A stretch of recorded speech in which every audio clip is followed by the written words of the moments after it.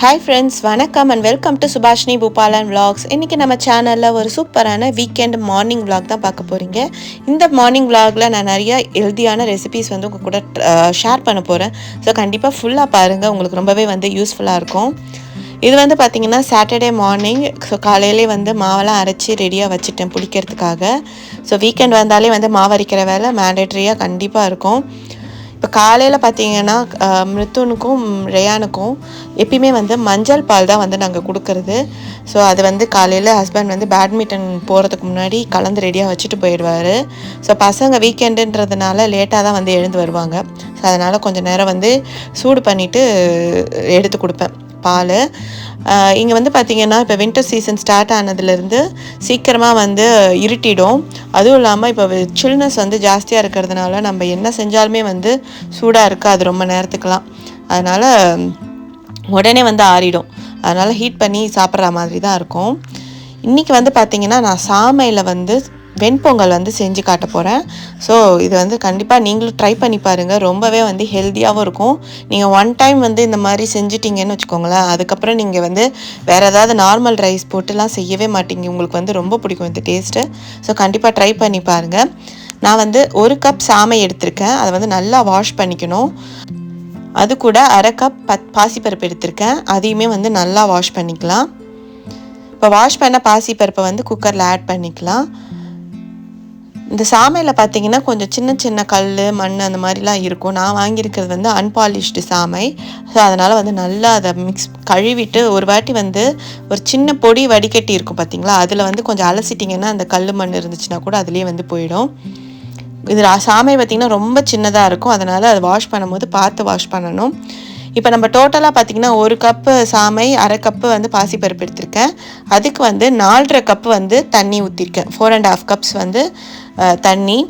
இந்த மிக்சர் கூடயே வந்து பார்த்திங்கன்னா நான் வந்து பெருங்காயம் போட்டிருக்கேன். சால்ட்டு, பெருங்காயம், மஞ்சள் தூள், இது 3மே வந்து உங்கள் டேஸ்ட்டுக்கு ஏற்ற மாதிரி நீங்கள் ஆட் பண்ணிக்கலாம். அதுக்கப்புறம் வந்து கொஞ்சம் ஜீரகமும் நான் ஆட் பண்ணிப்பேன். அப்போ தான் வந்து நல்லா வேகும் போதே நல்லா வாசனை வரும். அது வெண்பொங்கலுக்கு வந்து நல்லா அந்த ஃப்ளேவர் வந்து நல்லா எடுத்து கொடுக்கும். அதனால் இது எல்லாத்தையும் போட்டு நல்லா வந்து மிக்ஸ் பண்ணிக்கலாம். இப்போ இந்த குக்கரை வந்து மூடி வச்சுட்டு ஒரு 5 விசில் விடுற வரைக்கும் நம்ம வெயிட் பண்ணலாம்.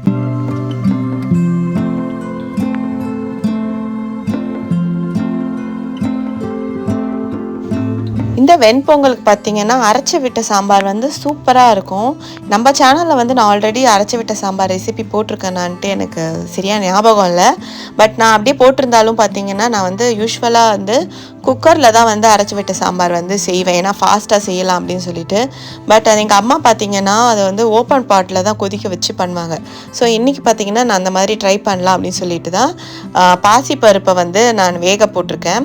நான் வந்து எவ்வளோ உங்களுக்கு சாம்பார் வேணுமோ அதுக்கேற்ற மாதிரி எடுத்துக்கோங்க. இப்போ நான் வந்து 1 டம்ளர் பாசிப்பருப்பு சின்ன டம்ளரில் எடுத்திருக்கேன். ஸோ அதுக்கு பார்த்திங்கன்னா ஒரு பெரிய வெங்காயமும் ஒரு 5-6 சின்ன வெங்காயம் எடுத்திருக்கேன் நான். அதுக்கப்புறம் தக்காளி வந்து கொஞ்சம் நிறையாவே எடுத்துக்கலாம். அப்போ தான் வந்து நல்லா டேஸ்ட்டாக இருக்கும். இப்போ வந்து விசில் வந்துட்டுருக்கு பொங்கல். சைட்லேயே பார்த்திங்கன்னா பாசிப்பருப்பு, வெங்காயம், தக்காளி எல்லாமே வந்து போட்டுட்ருக்கேன். இப்போல்லாம் வந்து பார்த்திங்கன்னா மிருத்துன் வந்து எனக்கு ஹெல்ப் பண்ணுறதுக்காக நிறையா கிச்சனில் வந்து எனக்கு நிறைய ஹெல்ப்லாம் பண்ணுறான். ஸோ வீட்டில் இருக்கான்னு பார்த்திங்கன்னா அவன் வந்து எனக்கு கட் பண்ணி கொடுக்குறது, சப்பாத்தி போடுறது, தோசை வந்து திருப்புறதுக்கு, அந்த மாதிரிலாம் வந்து நிறையா ஹெல்ப் பண்ணுறான். எனக்குமே கொஞ்சம் ஈஸியாகவும் இருக்குது அவனை வேலை வாங்கிக்கிறதுக்கு. ஸோ சின்ன சின்ன வேலையெல்லாம் வந்து அவன் வந்து இப்போ செய்ய ஆரம்பிச்சிருக்கான் கிச்சனில். இப்போ வந்து நல்லா அந்த பருப்பு கூட வந்து வெங்காயம், தக்காளியெல்லாம் வந்து வெந்துட்டுருக்கு. அப்படியே வந்து சைடில் பார்த்திங்கன்னா இப்போ நம்ம அரைச்சி விட்ட சாம்பாருக்கு ஒரு மசாலா ரெடி பண்ணணும். அதில் என்னென்ன போடுவோன்னு பார்த்திங்கன்னா காஞ்ச மிளகா, தனியா, ஜீரகம், கடலைப்பருப்பு, இதெல்லாம் வந்து போட்டு நம்ம நல்லா வந்து ஃப்ரை பண்ணிக்கணும். இதுதான் வந்து நல்லா வந்து வாசனையாக இருக்கும். நம்ம வந்து ஃப்ரெஷ்ஷாக அரைக்கிறதுனால அதோட வாசனை வந்து ரொம்ப சூப்பராக இருக்கும். நான் வந்து பார்த்திங்கன்னா ஒரு 2-3 காஞ்ச மிளகாய் எடுத்திருக்கேன். அது கூட வந்து கொஞ்சம் தனியா வந்து ஒரு 2.5 டேபிள் ஸ்பூன் அளவுக்கு தனியா, அப்புறம் 1 டேபிள் ஸ்பூன் அளவுக்கு ஜீரகம், 1 டேபிள் ஸ்பூன் அளவுக்கு கடலைப்பருப்பு, இது எல்லாத்தையும் வந்து நல்லா ட்ரை ரோஸ்ட் வந்து பண்ணிக்கலாம். நல்லா ரோஸ்ட் ஆகிடுச்சு. இப்போ ஸ்டவ் ஆஃப் பண்ணிவிட்டு இது நல்லா ஆறுனதும் கொஞ்சம் குறைன்னு அரைச்சி ரெடியாக வச்சுக்கலாம் மிக்ஸி ஜாரில். இப்போ வந்து நம்ம பொங்கல் தாளிக்கிறதுக்கு என்னென்ன போடலாம் அப்படின்னு சொல்லிட்டு பார்த்துடலாம்.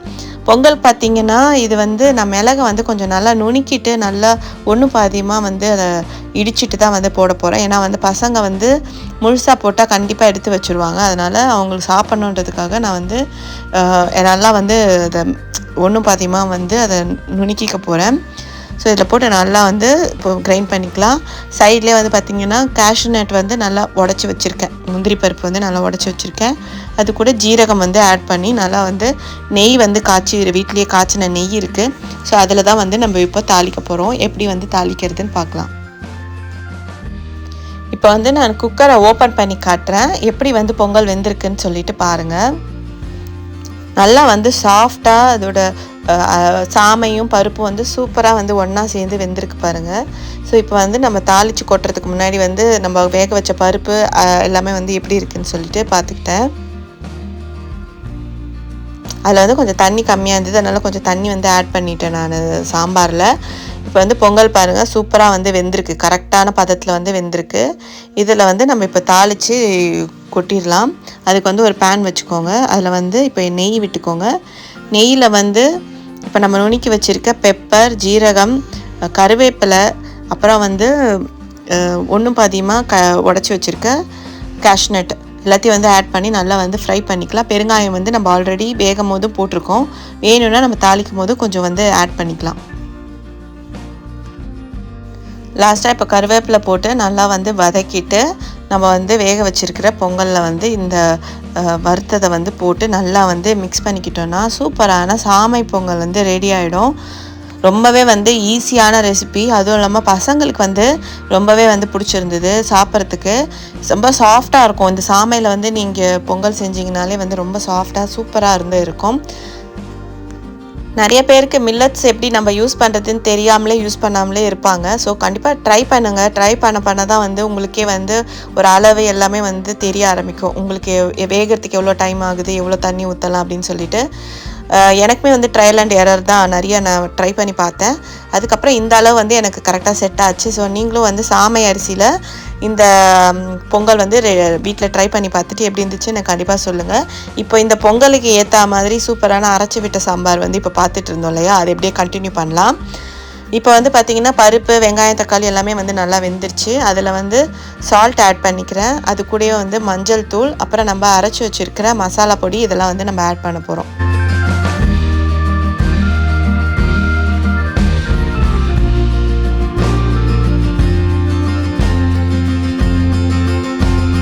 இந்த சாம்பாரோட ப்ளஸ் பாயிண்ட்டே பார்த்திங்கன்னா ஃப்ரெஷ்ஷாக நம்ம வந்து அந்த சாம்பார் பொடியை அரைச்சி இதில் வந்து ஆட் பண்ணுறது தான். அதுதான் வந்து அரைச்சி விட்ட சாம்பார். இதிலே வந்து பார்த்திங்கன்னா தேங்காய் கூட சேர்த்து அரைச்சி பண்ணுவாங்க. நான் வந்து இந்த வாட்டி ப்ளெயினாக பண்ணியிருக்கேன். இதில் வந்து தேங்காவையும் சேர்த்து அரைச்சோன்னா இன்னுமே வந்து செம டேஸ்ட்டாக இருக்கும். இப்போ சாம்பார் தாளிக்கிறதுக்கு பார்த்திங்கன்னா ஒரு சின்ன தாளிக்கிற கரண்டியில் வந்து எண்ணெய் விட்டுட்டு கடுகு, உளுத்தம்பருப்பு, ஜீரகம், காஞ்ச மிளகா, கருவேப்பிலை, பெருங்காயம் இது எல்லாத்தையும் போட்டு கொஞ்சம் எல்லாமே ஒரு 1/2 டீஸ்பூன் போட்டுட்டு நம்ம வந்து தாளித்து கொட்டிக்கலாம். அதோட வந்து சாம்பார் வந்து ரெடி ஆகிடும். அப்புறம் வந்து மறக்கவே கூடாது, கொஞ்சம் கொத்தமல்லியை நல்லா குட்டி குட்டியாக அரிஞ்சு அதில் ஆட் பண்ணிட்டிங்கன்னா ரொம்பவே வந்து செம டேஸ்டியாக ஆகிடும். ஸோ அவ்வளோதான், சூப்பரான சாம்பாரும் இப்போ ரெடி ஆகிடுச்சு. இப்போ நம்ம செஞ்ச சூப்பரான சாமை வெண்பொங்கலும் அரைச்சி விட்ட சாம்பாரும் ரெடி ஆகிடுச்சு. இது கூட தேங்காய் சட்னியும் சேர்த்து நம்ம சர்வ் பண்ணோன்னா ஒரு வேறு லெவல் டேஸ்ட்டில் இருக்கும். நான் முன்னாடியே சொன்ன மாதிரி நம்ம இந்த சாம்பார் பொடி அரைச்சோம் பார்த்திங்களா, அரைச்சி விட்ட சாம்பாருக்கு அதிலே இன்னும் கொஞ்சம் ஒரு 1/4 மூடி தேங்காவையும் நம்ம வறுத்து அரைச்சிருந்தோன்னா இன்னுமே வந்து டேஸ்ட்டாக இருக்கும். என்கிட்ட வந்து அன்றைக்கி தேங்காய் இல்லை, அதனால் நான் வந்து ஜஸ்ட் சாம்பார் லைட்டாக வந்து பண்ணிட்டேன்.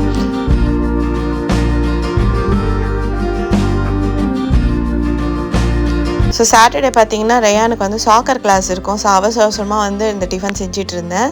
ஸோ கடன் சாப்பிட்டுட்டு கிளம்புறதுக்கு டைம் ஆகிடுச்சு.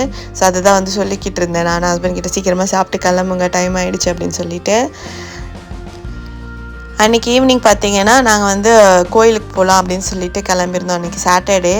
சரி ஜஸ்ட் வந்து கோயிலுக்கு போயிட்டு வரலாம். ஏன்னா வின்டரில் வேறு எங்கேயுமே வந்து போகிறதுக்கும் முடிய மாட்டேங்குது. வீட்டை விட்டு வெளியே போகிறதே வந்து பெரிய வேலையாக இருக்குது. க்ராசரிஸ் மட்டும்தான் வாங்குறதுக்காக வெளியே போகிறோம். ஸோ அதனால் சும்மா கோயிலுக்கு போயிட்டு வரலாம் அப்படின்னு சொல்லிட்டு கிளம்பி கோயிலுக்கு போயிருந்தோம். நம்மளோட அரோரா டெம்பிள் தான் வந்து போயிருந்தோம். போயிட்டு கொஞ்சம் நேரம் அங்கெல்லாம் இருந்துட்டு சாமி கும்பிட்டுட்டு அங்கேயே வந்து டின்னருமே வந்து சாப்பிட்டுட்டு நாங்கள் கிளம்பிட்டோம். ஸோ பாருங்கள், இப்போலாம் வந்து ஈவினிங்கில் 4 மணிக்கெலாம் வந்து இந்த மாதிரி நைட்டு மாதிரி இருட்டிடுதுங்க. 4:30 தான் மேக்ஸிமம், அதுக்குள்ளேயே வந்து சன்செட் ஆகிடுது. அதே மாதிரி சன்ரைஸ் பார்த்திங்கன்னா 7 o'clock தான் வந்து சன்ரைஸே ஆகுது.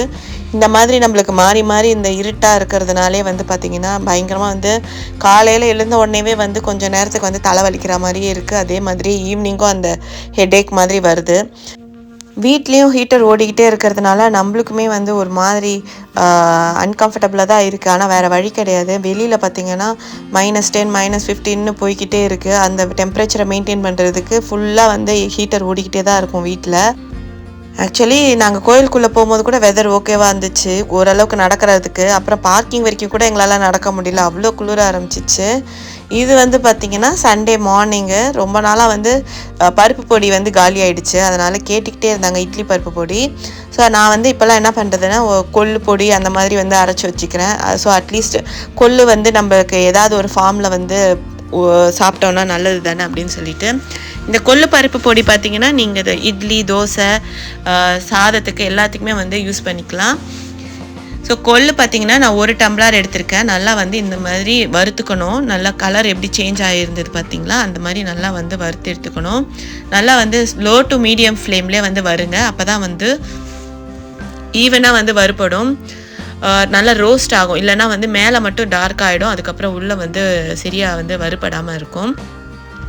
அப்புறம் பார்த்திங்கன்னா நான் கருப்பு உளுந்து எடுத்திருக்கேன். கருப்பு உளுந்து கூடயே வந்து கொஞ்சம் வெள்ளை உளுந்தையும் சேர்த்து வறுத்துக்கிறேன். ஏன்னா வந்து கருப்பு உளுந்து நம்மளுக்கு வறுபட்டுச்சா இல்லையான்ட்டே தெரியாது, செவந்துச்சா இல்லையான்ட்டு. அதனால் கொஞ்சம் வெள்ளை உளுந்தையும் சேர்த்து வறுத்தோன்னா நம்மளுக்கு அந்த கலர் சேஞ்ச் ஆகும்போது நம்ம கண்டுபிடிச்சிக்கலாம் வறுபட்டுச்சா இல்லையான்னு சொல்லிட்டு.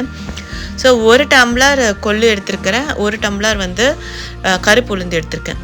ஸோ இதை வந்து நல்லா ட்ரை ரோஸ்ட் பண்ணிக்கலாம். இப்போ உளுந்துமே வந்து நல்லா வறுபட்டுருச்சு பாருங்கள், கலர் நல்லா சூப்பராக சேஞ்ச் ஆயிடுச்சு. இப்போ இதை எடுத்து நம்ம கொள்ளு கூடயே வந்து கொட்டி வச்சுக்கலாம்.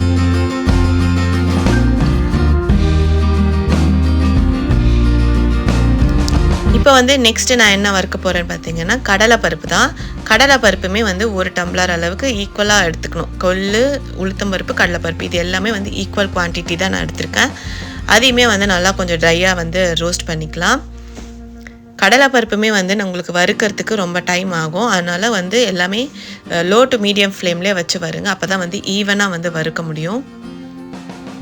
இப்போ இது 3த்தையும் வந்து நல்லா வறுத்தாச்சு. லாஸ்ட்டாக வந்து நான் எள்ளு எடுத்திருக்கேன். எள்ளு வந்து ஒரு 1/2 டம்ளர் அளவுக்கு நான் எள்ளு எடுத்திருக்கேன். நீங்கள் எந்த கப்பு யூஸ் பண்ணுறீங்களோ அதே கப்பு தான் லாஸ்ட் வரைக்கும் நீங்கள் மெஷர்மெண்ட்டுக்கு வச்சுக்கணும். இப்போ வந்து நம்ம எள்ளை வந்து நம்ம ஆட் பண்ணிவிட்டு, எள்ளு வந்து நல்லா வெடிக்க ஆரம்பிக்கும். அந்த ஸ்டேஜில் பார்த்திங்கன்னா நல்லா வந்து ஃப்ரை பண்ணிட்டு நம்ம எடுத்துக்கலாம். ஸோ அது வரைக்கும் வந்து கொஞ்சம் லோ ஃப்ளேம்லேயே வச்சு நல்லா ஃப்ரை பண்ணிக்கலாம். பார்த்தீங்கன்னா கொள்ளு நல்லா கோல்டன் ப்ரௌன் கலரில் வறுபட்டுருக்கு. கொஞ்சம் லைட்டாக வந்து இப்படி வெடிக்க ஆரம்பிக்கும். அந்த ஸ்டேஜில் வந்து நம்ம எடுத்து எள்ளை வந்து அதில் ஆட் பண்ணிக்கலாம். எல்லாத்தையும் வந்து தனித்தனியாக நம்ம வறுக்கிறது தான் வந்து நல்லது, ஏன்னா ஒவ்வொன்றும் ஒவ்வொரு டைமில் வந்து வறுபடும். ஸோ அதனால் மொத்தமாலாம் கொட்டி பண்ணிடாதீங்க, டைம் பார்த்துக்கிட்டு டைம் ஆகுது அப்படின்னு சொல்லிட்டு தனித்தனியாக வறுத்தா தான் வந்து கரெக்டாக வந்து வறுக்க முடியும்.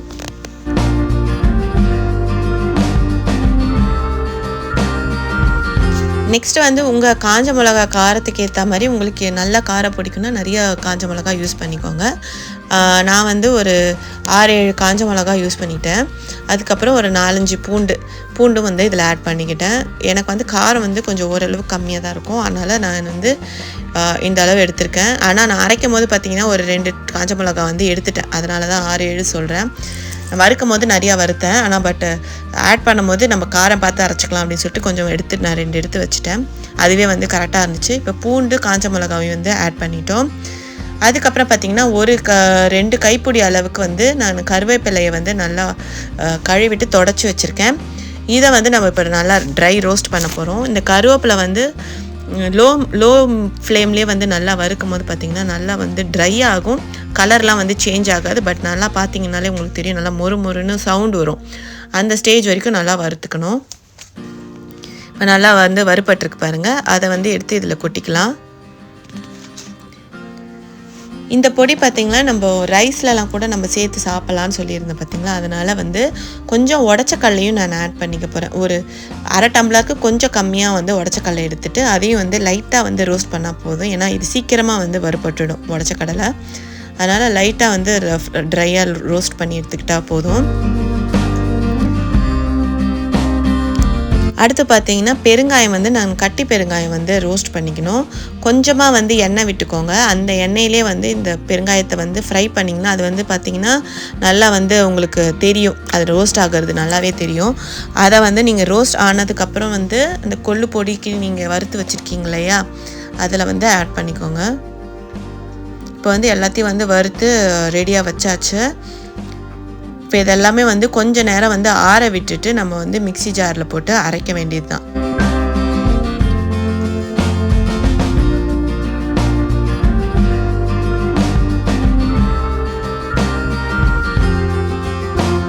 நான் வந்து ஃபஸ்ட்டு வந்து மிளகா, பூண்டு, அப்புறம் கருவேப்பிலை அது எல்லாத்தையும் வந்து ஃபஸ்ட்டு நான் போட்டுக்கிறேன். ஏன்னா அதெல்லாம் வந்து மேலே போட்டோன்னா அதெல்லாம் வந்து அரையிறதுக்கு லேட் ஆகும்.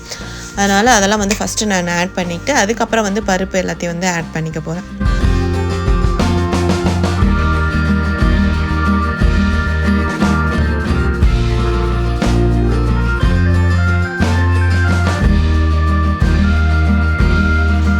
மிக்சியில் பார்த்தீங்கன்னா ஃபஸ்ட்டு வந்து பல்ஸ் மோடில் அரைச்சிக்கோங்க.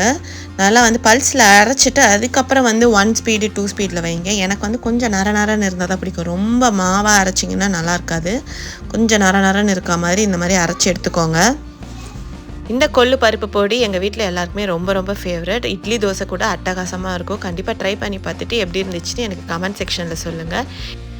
இதோட இந்த vlog வந்து முடியுது. இந்த vlog உங்களுக்கு பிடிச்சிருந்ததுன்னா மறக்காமல் லைக் பண்ணுங்கள், கமெண்ட் பண்ணுங்கள், உங்கள் ஃபேமிலி அண்ட் ஃப்ரெண்ட்ஸ்க்கு ஷேர் பண்ணுங்கள். இன்னும் நம்ம சேனலை சப்ஸ்கிரைப் பண்ணலன்னா மறக்காமல் சப்ஸ்கிரைப் பண்ணி நோட்டிஃபிகேஷனில் ஆல் என்ற ஆப்ஷனை செலக்ட் பண்ணி வச்சுக்கோங்க.